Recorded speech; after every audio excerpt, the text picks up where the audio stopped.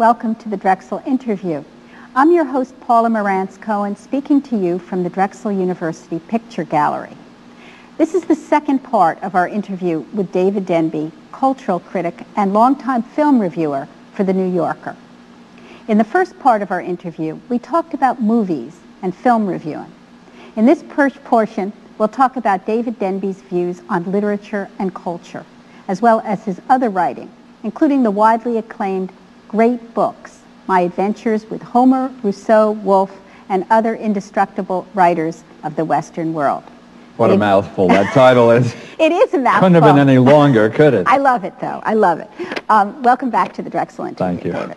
This book, it was an experiment, in a sense. You decided to go back to Columbia College, where you had gotten your BA some 25 years earlier, and take the courses again that were part of Columbia's famous core curriculum. These were two courses, Literature, Humanities, and Contemporary Civilization, and see how it would feel for you then, when you wrote this, as a 48-year-old man, that was to go the back idea. and take these courses. It's sort of a stationary adventure story where you only take the subway, 30 blocks north. I love that, a stationary adventure. Instead of going to the Congo or to Antarctica. You reread Heart of Darkness. I reread, Heart of Darkness. You remember there was this furious debate going on in the late 80s. We are a multi-ethnic country. Right. People comes from everywhere. Yeah. Native Americans, African Americans, Latinos. Should we be imposing Western classics on all of our students in our liberal arts colleges? Right? That was, putting it crudely, that was the question. And on the right, you had people like Lynn Cheney and William Bennett who were saying this stuff is absolutely necessary. It's our values. It's the defense of the West. It's what we believe in. On the left, you had mainly academics saying that it made students who came from other backgrounds feel that they were in some way inferior, that it was almost prejudicial, that there was a hegemonic discourse that was privileged white male Western culture through its great texts.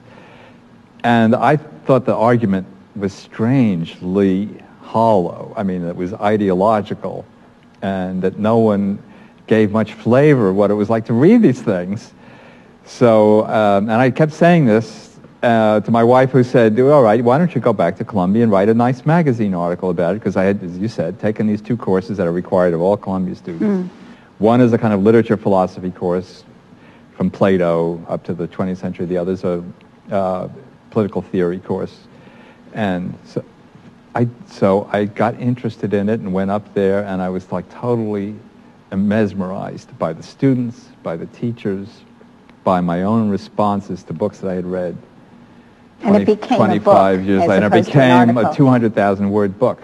Now, that's how it happened. It's interesting that you say, so that you were motivated initially then by the culture wars, so to initially. speak. And you initially wanted to defend the great books. Was that what, that was the initial impetus? I thought that the caricature that we were hearing from both sides, I thought that they couldn't be as boring as William Bennett was making them sound, or as dangerous as the cultural left was making them sound, that it just didn't connect with what my memories were, and reading other classics in the interim, of what the experience of reading literature was like.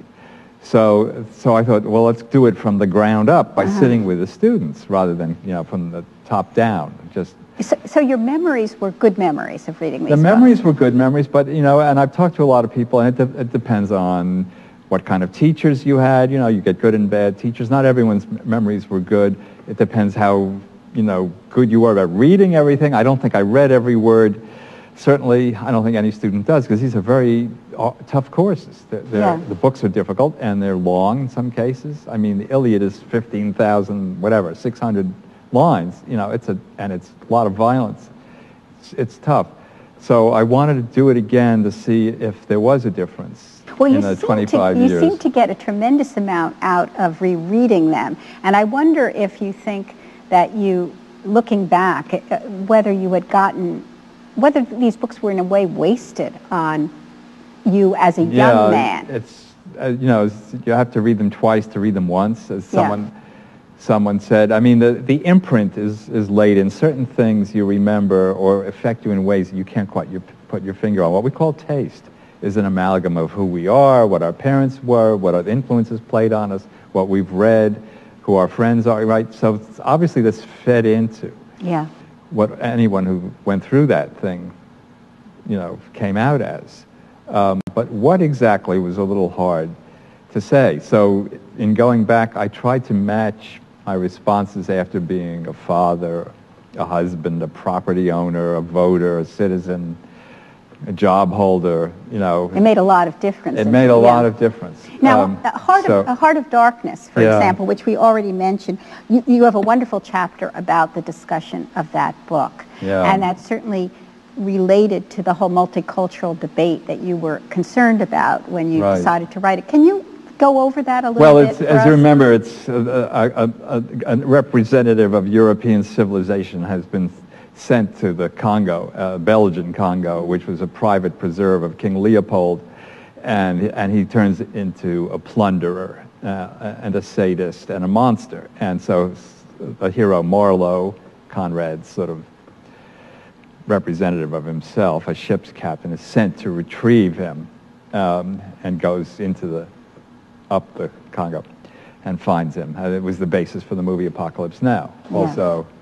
And it's in the interim between my two readings of it, a whole argument about it had grown up since the whole thing is told from the white point of view. And this guy, the captain who goes to retrieve the errant genius, is of course working for this same imperial company that's plundering Africa, taking all the ivory and everything else they can find.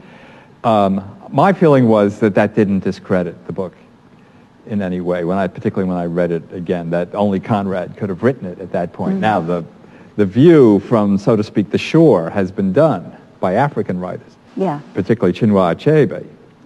Who had criticized the book. Who had criticized the book and has written from the point of view of Africans who are imposed upon by but that's not something Conrad could do. And the fact that Conrad couldn't do it didn't seem to me to discredit the book, because in fact, that book, in its portrait of imperial plundering, has probably, turned more people against imperialism and colonialism than any text ever written. So it seemed to me that if you wanted to measure it by its influence and its effect, that it was a wonderful book. And I would hate to see it. It's also like an amazingly dense poetic construction in language. I don't mean to make this sound just ideological. And with all of these books, if you perform purely ideological reading of them, you're reducing them.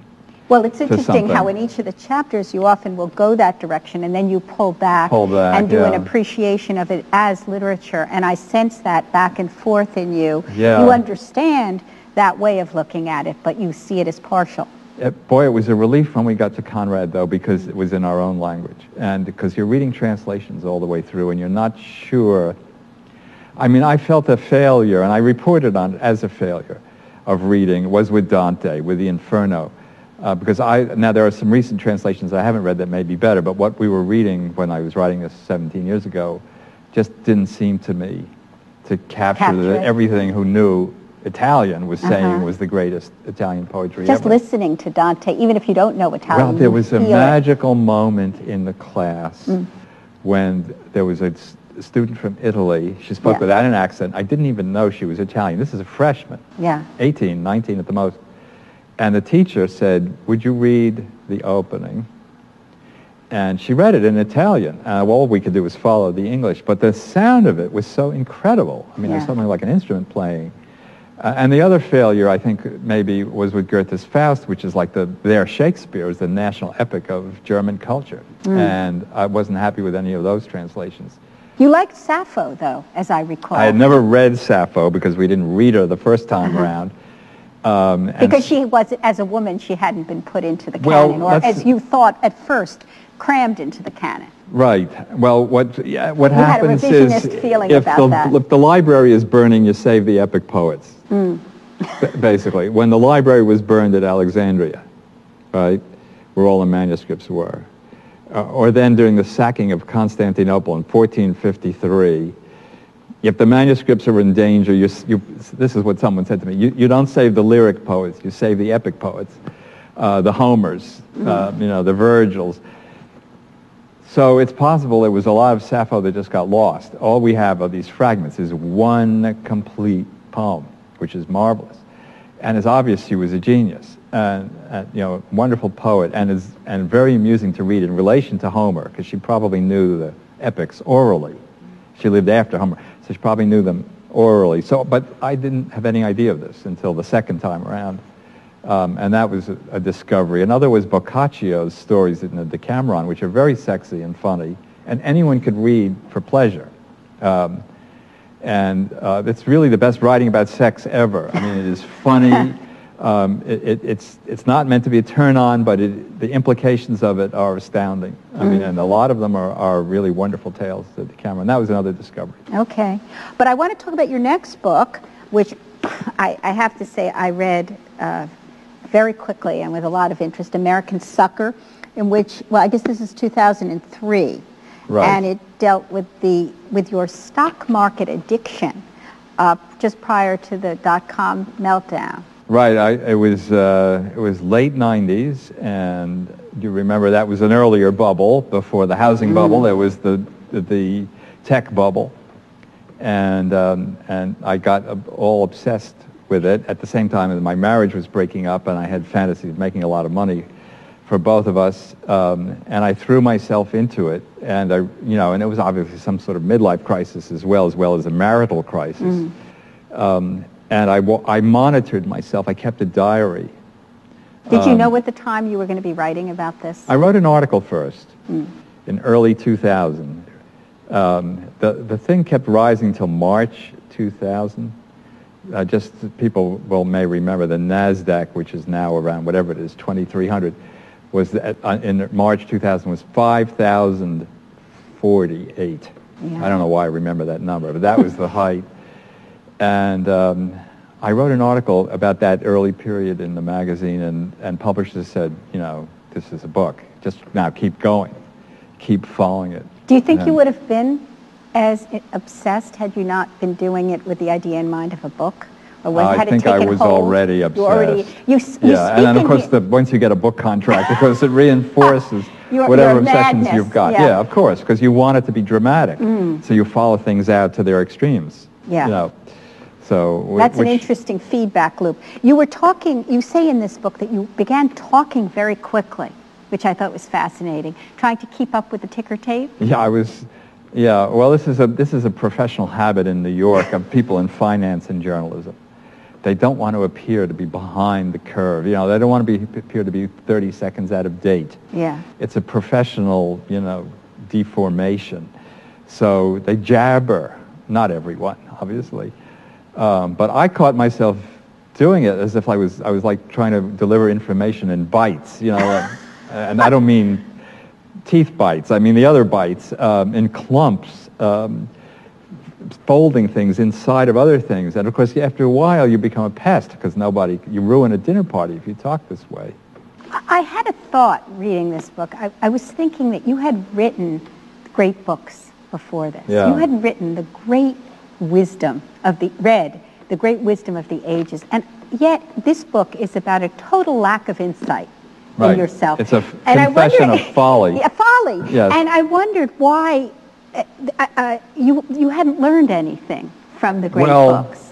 This is the nature of greed, right? That it kills character warnings. So was it greed that drove you?